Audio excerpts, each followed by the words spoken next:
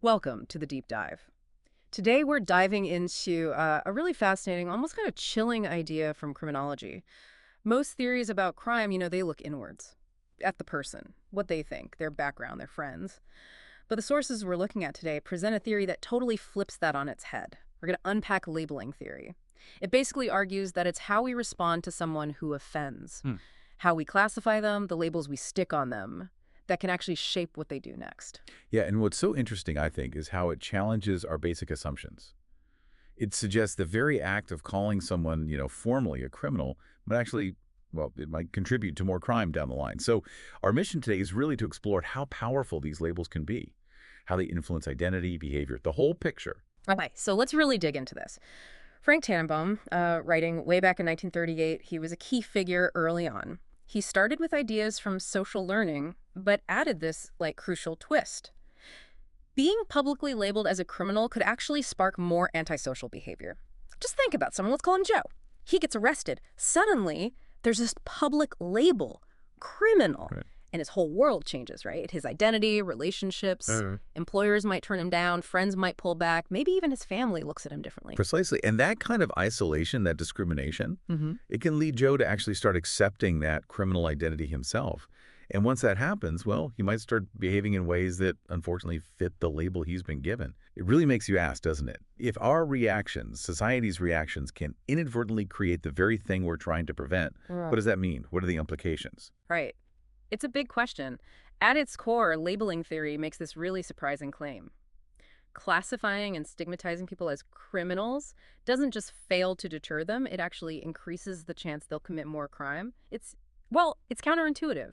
The thing we do to stop crime might, in a weird way, fuel it. And if you connect that to the bigger picture, it really builds on this idea that crime itself is fundamentally a social construct. There isn't some objective, carved-in-stone definition of crime or criminal. These are concepts defined by society, by our dominant values. Labeling theory then zooms in on how society actually goes about applying those labels, who gets labeled and why. Okay, and here's where it gets really interesting, psychologically speaking. Legal theorists sometimes call labels criminogenic, meaning they actually help cause crime by influencing someone's sense of self, their future actions. And this idea pulls heavily from something called symbolic interactionist theory, Right, symbolic interactionism. which is basically about how we build meaning, even our own identity, through interacting with others and how we think they see us. Exactly. And a classic illustration of this is the looking glass self, a concept from Charles Cooley way back. The idea is simple but profound. Your sense of self is often a reflection of how you believe others see you. So think about Joe again. With his mom, he's a son. With his professor, he's a student. Different roles, different perceived expectations. Criminologists took this and said, okay, what happens when society, especially people in authority, consistently labels someone a criminal? Well, they're more likely to start seeing themselves that way, Oh. to internalize it, and then perhaps act accordingly. And it's really crucial to get that this isn't just about the formal labels, convict, felon, handed down by a judge or a police officer. Labeling theory also points to the huge power of informal labels. Things like burnout, troublemaker, failure. Mhm. Labels may be applied by disappointed parents or teachers or employers. Yeah, absolutely. Gary Matsueda's work highlighted this. Whether the label is official or just social disapproval, the effect can be similar. The person can feel stigmatized, pushed out, excluded, and they might start living down to that label. The theory also makes a really key distinction, which helps unpack this. It talks about primary deviance versus secondary deviance. Right, primary deviance is basically the initial act, the thing that might get you labeled. It could be something minor, maybe something lots of people do, maybe something that goes totally unseen. Put Joe jaywalking, like you said, or maybe shoplifting once. That's primary. It doesn't automatically make him see himself as a criminal. But secondary deviance, that's where labeling theory really puts its focus. These are the actions that happen because someone has been labeled and treated as a criminal. They seem to be a direct result of that labeling process. It's exactly. Edwin Lamert, who was really central in developing these ideas, he argued that secondary deviance is most likely when that stigmatizing label gets applied repeatedly, and especially when it comes from people who have some authority or respect in the person's life. So imagine Joe shoplifts primary deviance, but then, say, his close friends find out, or maybe a teacher he respects, and they start calling him a thief, a crook. They start treating him differently. Lamert's point was, after enough of that, Joe might start to internalize those labels. He might reconstruct his whole identity around being that guy, the criminal. And then secondary deviance follows actions that reflect this new, unfortunately, criminal self-image. So looking at the history, where did this theory actually come from? It first popped up in the 1930s during the Great Depression. Frank Tannenbaum, in his 1938 book Crime and Community, talked about tagging. He noticed that the few people who actually got caught and officially labeled seemed more likely to commit future crimes, not less. But interestingly, his ideas didn't really catch on right away. No, they didn't. It really took until the post-World War II era. America's economy was booming, society was changing. And then Edwin Lemert published Social Pathology in 1951. That's where he really laid out primary and secondary deviance clearly.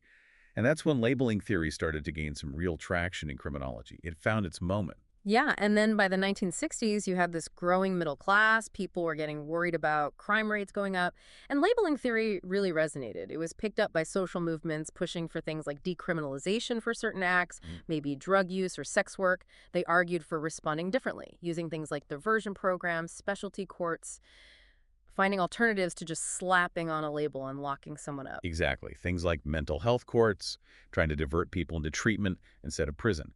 That's a direct influence of this kind of thinking.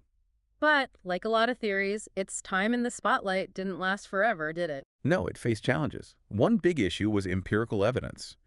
Research trying to directly measure the impact of labels produced, well, inconsistent results. Yeah. It wasn't always clear how much the label mattered compared to other factors.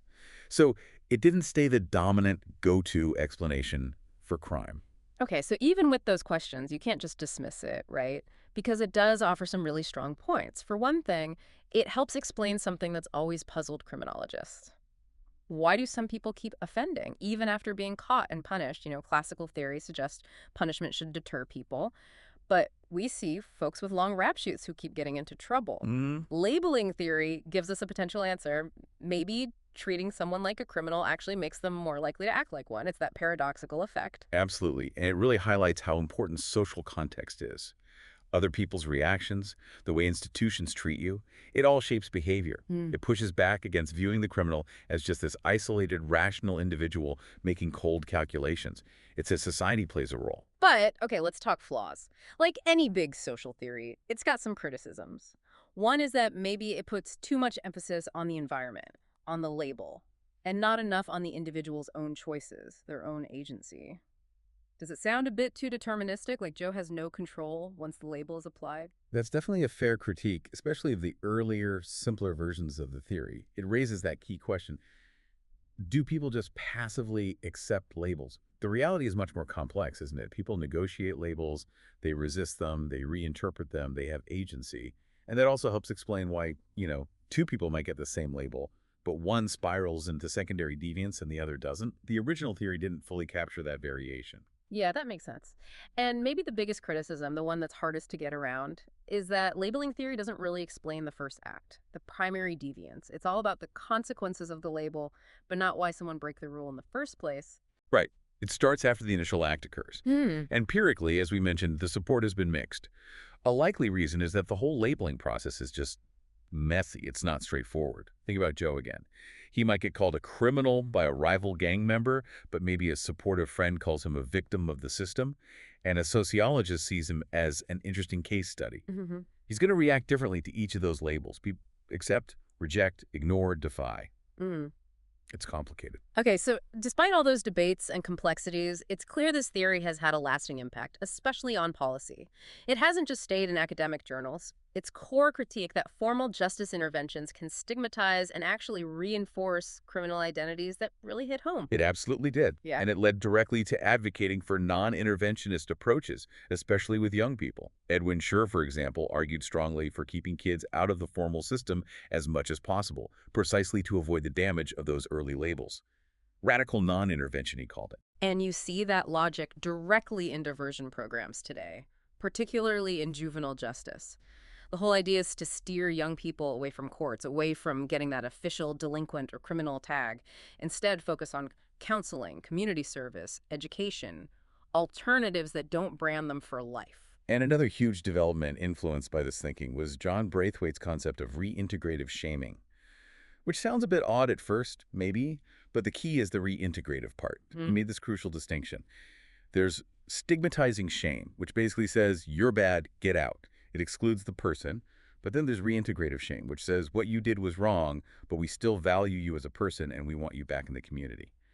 It focuses on the act, not the actor's entire identity. So Joe gets caught stealing. Under this model, you wouldn't just cast him out as a thief. Mm. You disapprove of the theft, make him understand the harm, but then focus on repairing that harm and welcoming him back. Exactly. And this idea has been incredibly influential in the rise of restorative justice practices. Things like victim-offender mediation, family group conferencing. These approaches bring people together. They allow victims to talk about the impact and offenders to take responsibility and figure out how to make amends rather than just being punished and isolated. And there's actually research suggesting this can work, right? Reducing reoffending. Yes, studies by people like Ahmed, Braithwaite himself, and others have shown some really promising results. Not a magic bullet, of course, but it points towards the value of reintegration over simple stigmatization.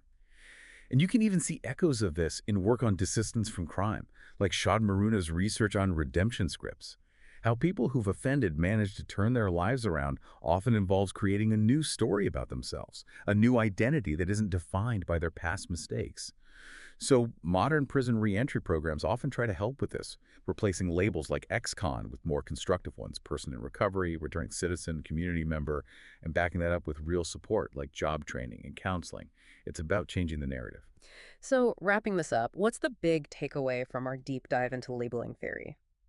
It really forces us to consider how much our reactions matter. The way we identify people, the boxes we put them in, the labels we use, it can significantly shape who they become and what they do. It argues, controversially, that calling someone a criminal might just push them further down that path. It's definitely a challenging perspective. Yeah. Yes, the empirical evidence is complex. It's debated. It hasn't explained everything. But its core insight about the power of stigma and the potential harm of simply labeling people has undeniably pushed us towards more thoughtful, often more humane ways of responding to crime and deviance. It remains a really important critique. So here's a final thought for you listening. Mhm. Given what we've discussed about labeling theory, how powerful external perceptions can be in shaping someone's identity and actions, how might you rethink the labels you use? Not just thinking about the justice system, but maybe in your own life, your own community. Think about people facing challenges, people sometimes seen as other. Hmm. What if simply changing the way we talk about someone, the way we frame their situation? What if that could actually help change their entire path?